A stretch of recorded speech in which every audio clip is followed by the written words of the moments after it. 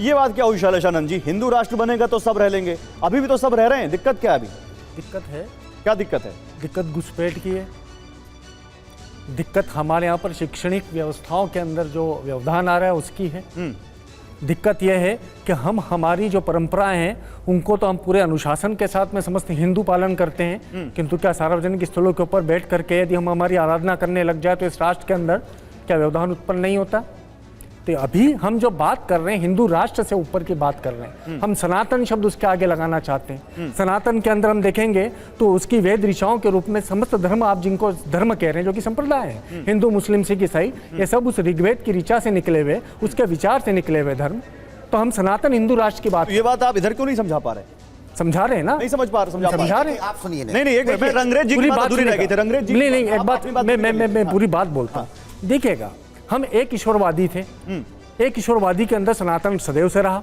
उस एक ईश्वरवाद के अंदर ऋग्वेद जो इसके प्रथम पुस्तक है उसके अंदर लिखा है अहम एको अस्मि। वहीं पर कुरान को हम इतने सालों बाद भी आते हैं तो उसके अंदर क्या लिखा है? नाउज़ु बिल्लाहि मिन ज़ालिक।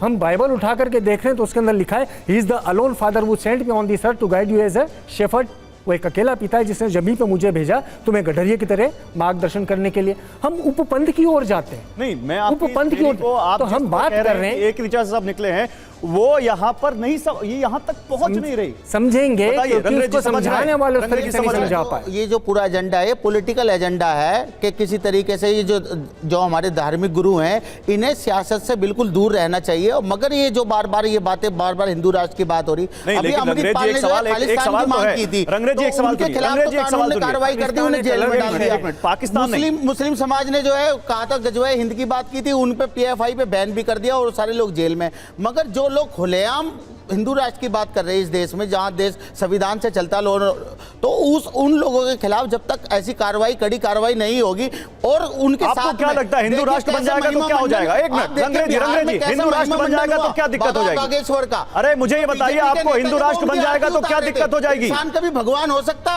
कोई पूछ लीजिए। अरे बाबा बागेश्वर की बात आप बाद में करिएगा, मुझे बताइए हिंदू राष्ट्र से क्या दिक्कत हो जाएगी अगर बन जाएगा तो? देखिए, हिंदू राष्ट्र ये कभी ना था, ना है, ना कभी होगा। ये कह रहा हूं बन गया तो क्या दिक्कत हो जाएगी? ये कभी होगा ही नहीं। मैं कह रहा हूं ये कभी होगा ही नहीं, इसकी बात करनी ही बेकार है। अरे आपको दिक्कत क्या है उससे, ये तो बताइए, आपको कोई दिक्कत होगी ना उससे? देखिए, मैं बता रहा हूं जब तक देश में संविधान है तब तक कोई भी चीज, बाबा का संविधान है, जब तक कोई भी इस देश को ना मुस्लिम राष्ट्र बना सकता, ना कोई हिंदू राष्ट्र बना सकता, ना कोई खालिस्तान राष्ट्र बना सकता, कोई नहीं बना सकता। ये देश जैसा था ऐसा ही है और ऐसे ही चलता रहेगा। ये सिर्फ टूल किट की तरह अपना काम कर रहे हैं लोग। घूम फिरा के चीजें राजनीति पे आ रही है, ये राजनीति है, केवल राजनीति। मैं दादा एक चीज़ जानता हूँ, हालांकि मैं इस विषय पर बोलने में बहुत इंटरेस्टेड नहीं हूँ, पर फिर भी मैं एक बात आपसे कहना चाहता हूँ। तकरीबन 185 दिनों से मैं यात्रा कर रहा हूँ जी।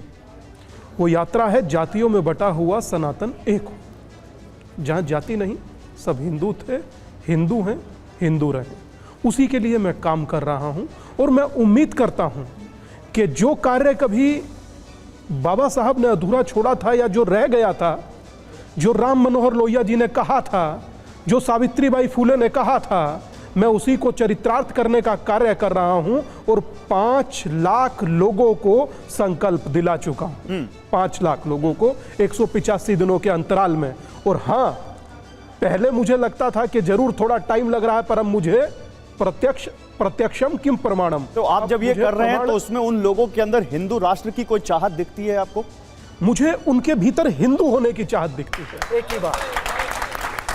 मुझे उनके भीतर सनातनी होने की चाहत दिखती है। मुझे उनके भीतर संत रविदास का वो दोहा दिखता है जिसमें संत रविदास कहते हैं, जाति पाति पूछे नहीं कोई, हरि को भजे सो हरि का होई। मुझे उनके भीतर स्वामी विवेकानंद की वो सूक्ति दिखती है जिसमें उन्होंने कहा था, मुझे गर्व है हिंदू होने पर, सेक्युलर होने पर नहीं। तो नहीं तो फिर मुझे गर्व है स्वामी जी, फिर तो जो बाबा बागेश्वर कह रहे हैं और जो आप उनके अंदर की अभिव्यक्ति की बात कर रहे हैं, वो दोनों एक ही लाइन पर जाती दिख रही है।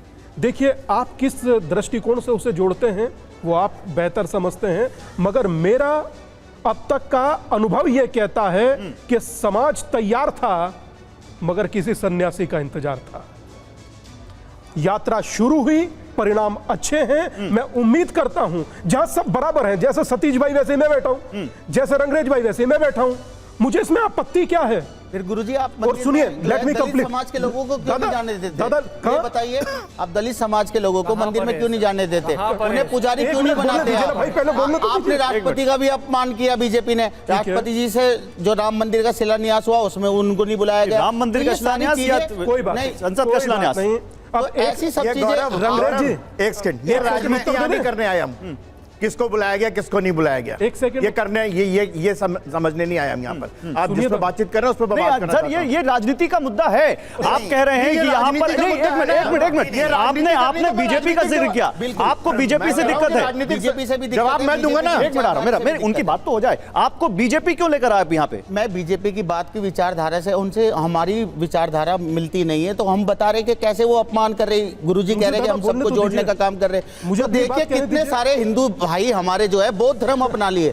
मैं बता रहा हूँ उनकी क्वांटिटी बहुत सारे लोग हो गए हैं। अच्छा चलो मान गया मैं मैं बौद्ध मा- धर्म। बताइए बौद्ध ने क्या कहा पहला शब्द? देखिए मेरी बात बुद्ध सुनिए। ने पहला शब्द गुरुजी क्या सुनिए, कहा?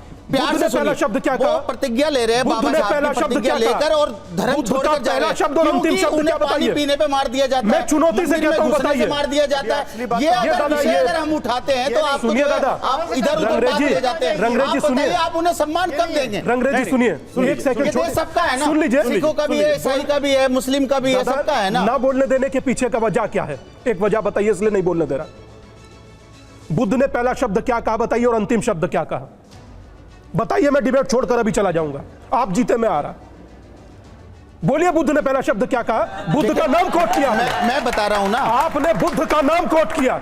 बिल्कुल मैंने किया, बुद्ध का बिल्कुल किया पहला मैंने। शब्द और क्या, अंतिम शब्द क्या क्या? लोग नहीं छोड़ रहे धर्म? दादा, हिंदू धर्म नहीं छोड़ रहे, सुनिए, नहीं लेके सुनिए, नहीं ले रहे प्रतिज्ञा, सुनिए, बढ़ा नहीं देता छोड़ रहे। हूं। क्यों? आपकी वजह से छोड़ रहे हैं ना, बुढ़िए क्योंकि दिव्य आप उन्हें साथ में खड़ा होना नहीं चाहते। आप दिव्य उनके- ज्ञान देता आप हूं। उनके सुनिए, साथ दुर्व्यवहार करते सुनिए ना हैं। दादा, मैं एक सुनिए। छोटी सी बात क्या फर्क पड़ जाएगा? क्या है? मैं बोल लीजिए, उनकी बात पूरी जाए। एक मिनट उनकी बात पूरी। सतीश भाई, बुद्ध है सतीश तो बुद्ध के बारे में हम- अच्छा ठीक है, ये बताएंगे, ये बताना चाहते हैं महाराज, ये बताना चाहते हैं जो आप सवाल पूछ रहे हैं। बताइए, बुद्ध जी ने पहला शब्द क्या कहा? देखिए, बुद्ध एक सच्चाई है, बुद्ध धर्म नहीं है, बुद्ध भगवान नहीं है, बुद्ध ईश्वर नहीं है।